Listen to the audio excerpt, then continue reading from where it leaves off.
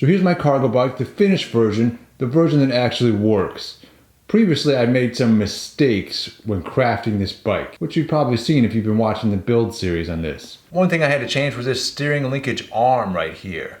This version is much heavier duty than the previous version or the first version because I'm using a bigger tubing here and bigger heim joint up here as well. The first one I had a 1/4 inch heim joint up there and the tubing was like 1/2 inch. Now I'm up to this 3/4 inch and 3/8 of an inch heim joint up there. And the reason for that upgrade was because the first one, if we go down underneath here, you notice this connection right here, the threaded part, this guy right here, that bent on the first one because I had a 1/4 inch rod in there, and also it was a bit longer. The threaded part ended up being, because this part was shorter.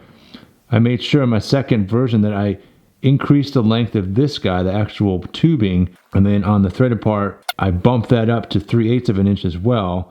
And so this thing is much stronger. Another modification I ended up doing on this bike after I had it all put together was the cargo bed itself.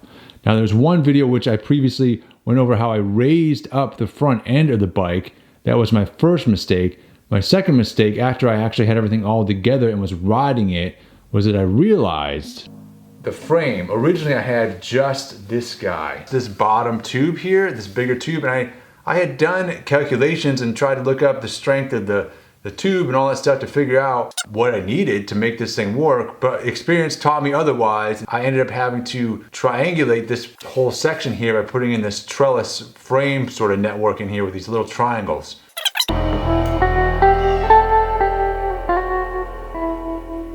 To add a lot of strength and rigidity to this whole section going through here, and that definitely helped out a lot. And then once I had that sorted out, the frame was significantly stiffer, but there was still a little bit of a bounce to it I could feel in the handlebars. And so if I like jammed down on the handlebars, like I could still feel just a little bit of a bounce. And so I was like, man, where could that bounce be? And so my only thought at that point was the front of the bike. And so that's what brings us up here to this triangle, this little guy. And so originally when I redid the front end here, I had made this extra notch so that this thing went out like this, and then I added in this brace here to sort of triangulate that section, triangulate the head tube and strengthen that up. You can kind of see how like this part coming in here is going to be really strong, and then but then going up from here, going up, it was just this tube here, and so that I thought could be a weak spot. And so that is why I added in this triangle here, so that we had strength going from here all the way up. I actually think the little triangulation up here ended up looking pretty cool. So then in terms of the strength of this thing, I think it turned out really well. I've been riding it for several days now, and it rides really nice. I'm pleasantly surprised by how nice this turned out. I actually am like, boy, I wish I could keep this thing because it's neat. It's just a neat bike. But we have to sell it because we don't have any money. But then on the back of the bike over here as well, you'll also know that there is now a rack on it. And so this is a rack that originally came with the original mountain bike, and I just added it back on there for extra utility. So this is now a very functional bicycle. You can carry a lot of things with this. And then we had, of course, the light. And I think this works pretty great in terms of like commuting in the morning to work when it's dark out. I think it puts out a decent amount of light. And then we've also got the floorboards here on the cargo bed. This is like a 1/2 inch piece of plywood. And there are two pieces here. This is a separate piece from this one down here.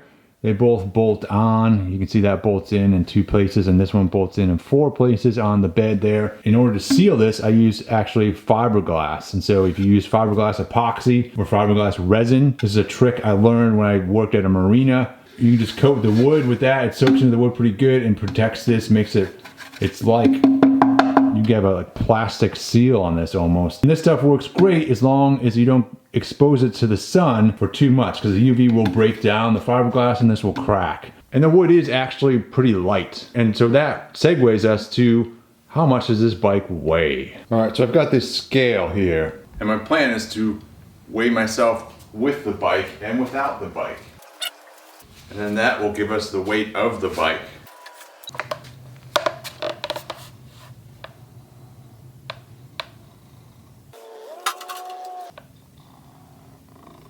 All right, so if me and the bike are 252 pounds, then I am just 192 pounds. That means the bike weighs 60 pounds. All right, so that's not a light bicycle. For comparison, let's look at two other bikes. We have a carbon frame bike and a aluminum frame bike.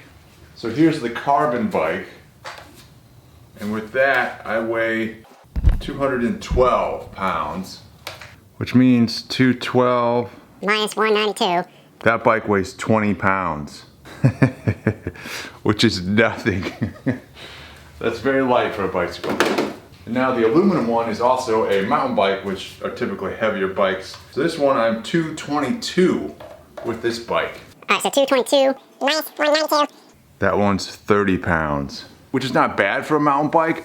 Compared to our cargo bike at 60 pounds, 60 pounds is pretty heavy, man. That's twice, it's like two mountain bikes. Currently, I can totally feel the difference riding the bikes, you know, like my road bike, that carbon frame thing, that thing is just like, whew, you're like the wind on that. Whereas this thing, it feels like a workout, you know, without any load on it. Overall, I mean, I'm happy to have built the bike. That was really my objective, was to build a cargo bike and then ride it around and see what it's like. Now I've done that. It's one more thing on my bucket list that I can check off. And this is just one way of doing cargo bikes. There's like a million ways. It's just what you can think of, basically.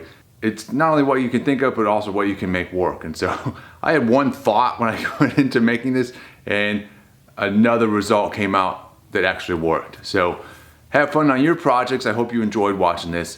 We'll see you later. Keep on wrenching.